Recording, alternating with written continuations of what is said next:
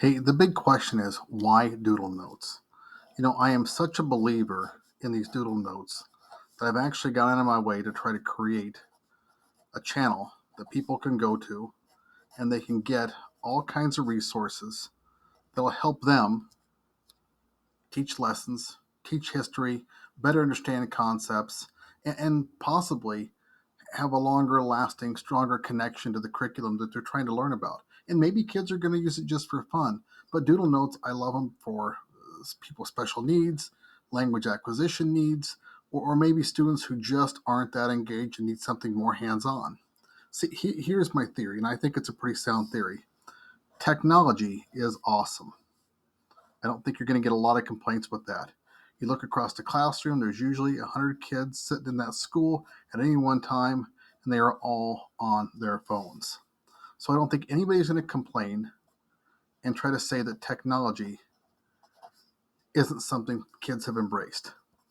And technology, what I love about technology is it provides instant, and I mean instant access to unlimited amounts of money, or excuse me, unlimited amounts of information.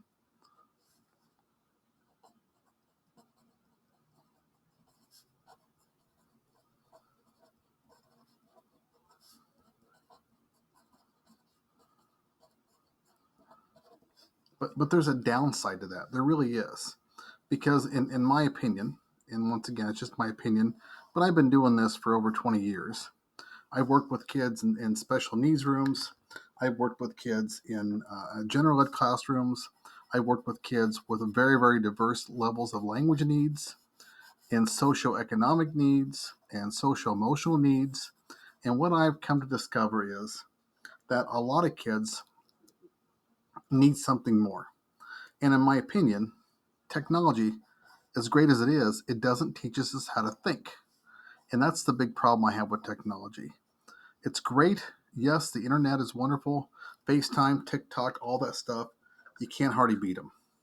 When we talk about the brain's a very specific kind of organ.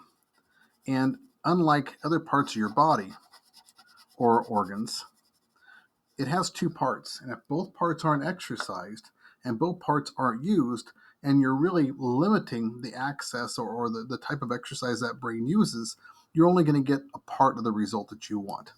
And when I look at the internet and I look at technology, in some ways, I think it actually puts our brains in a box. And that is not good, especially when you want to promote higher order thinking skills and you want kids to be able to make connections, make their own decisions, analytical assessments, whatever you're looking for. You need more than that. And when you put a brain in a box, you just aren't going to get the results that you want to have for it from it. Here's where I see today's students. And although I think today's students are wonderful and they are different than what they were 10 years ago, it's not because they're not as smart as those kids, but it's because they really, really leaned into technology in ways that or past generations never were able to or never had the opportunity to.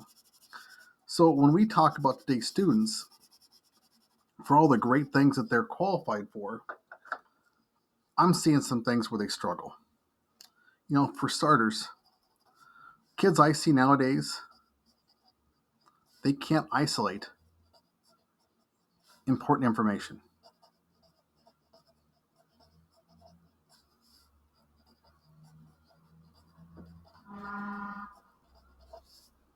I'm also seeing kids, they have a terrible time taking that information and organizing it.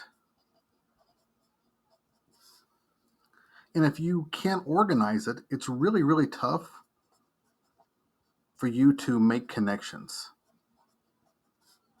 And the connections are really what allow you to see the big picture. That's what allows the higher order thinking. And if kids aren't doing that or they can't do it, then they're never going to get to the level of thinking that we want them to have. And something else I've really, really noticed with kids these days, there's a huge decline in spatial reasoning. Kids don't know how to work manipulatives. They don't know how to create things with their hands. They don't know how to make uh, um, stuff creatively. I just seen a huge downside in creativity with kids over the last few years. And I think a lot of it's because they don't have to think anymore. The computers do it for them. And because of that, and because they're so used to instant gratification or instant access to information, I've also noticed a huge decline in mental stamina. You start putting all these things together, and you've got some problems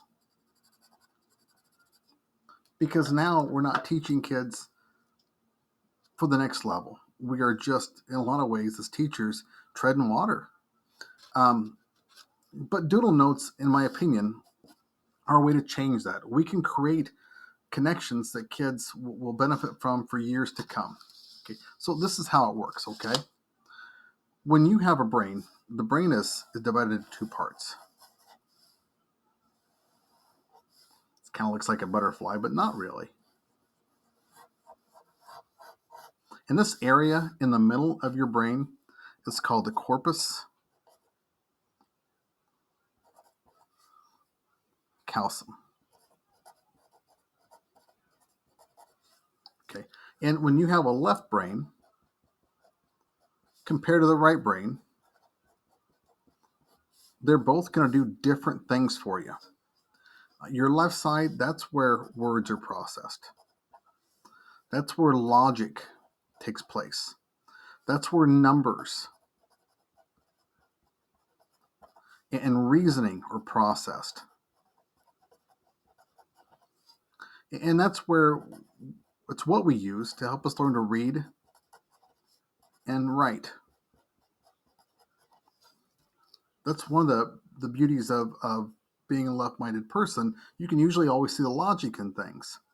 Now, the right side is a little bit different. The right side is where we process things like color, music, art, visuals of all sorts. That's where our creativity blossoms. And to be honest with you, going back to that spatial reasoning, it allows us to put things together and see things in like I said, that big picture. And so it's really important to know that these things, they don't always work together. And that's because when you're doing one activity, you're only using one part of your brain. And that's a problem because it's not a very efficient way to do it. Imagine your car only using half the engine. It doesn't work that well. And see, what's beautiful about Doodle Notes is it allows us to engage different things. Keep in mind this. When students, I gotta get my pen out again.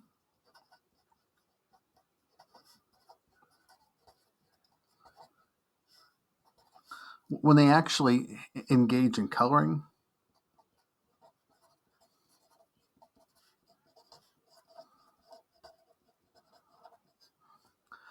doodling,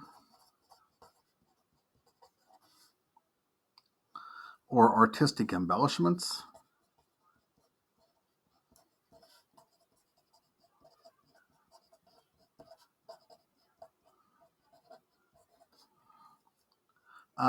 they're using both sides of their brain.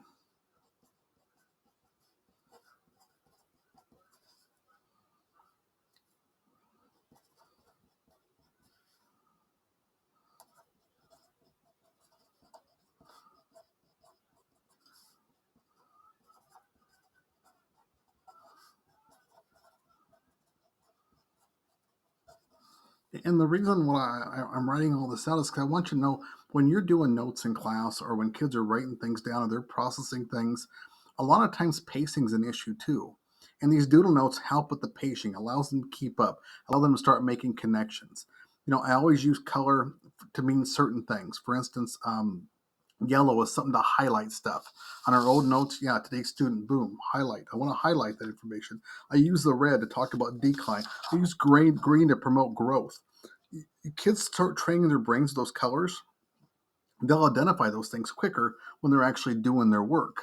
And the whole idea is to get both sides of the brain working together because we want that brain to engage on all levels. We want you to help those children or yourself, if you're just viewing this on your own, you want to be able to make stronger connections to the material because you're using both sides of your brain.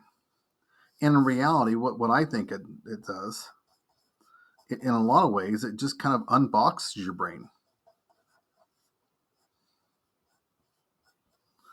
And when I say unbox, I mean, let's imagine that box we put the brain in earlier and just tearing down the sides. And now your mind is more free and your mind can actually transmit better connections from one side to the other because we're using multiple parts of our brain to meet our needs.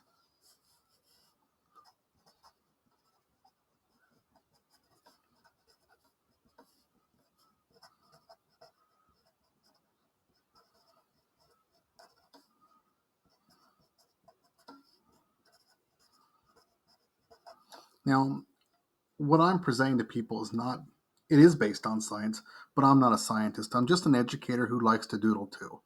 And I know that common sense would tell me the more that brain I can stimulate at one point, the more that student is going to understand what I'm talking about. And if you can use these techniques to help a kid get a little further ahead, despite all these things that they're dealing with and the boxes our brains have been put in because we're being fed information, you're going to have the results of freeing a mind and creating better, more lasting, stronger connections to whatever it is you want people to learn. So, once again, you're going to watch these videos at your own pace. You're going to watch these videos based on need or interest. Maybe you're not going to watch them at all. But if you do engage in this process, whether you're taking notes on your own, whether this is a makeup assignment, maybe these things are quick reviews, maybe they're part of an actual lesson, or maybe some kid just is a nerd enough that he likes to learn about the Civil War or the Revolutionary War or World War II or whatever these items are. Um, it's just one more tool in our arsenal to help people better understand material and to make, like I said before, longer, lasting, stronger connections so we can improve our higher order thinking skills and we can start seeing these downward trends in spatial reasoning and mental stamina to start going the other direction. And that's it. I hope you can use these things. I hope they're a benefit for you. And I absolutely hope that you give it a chance. Thank you very much.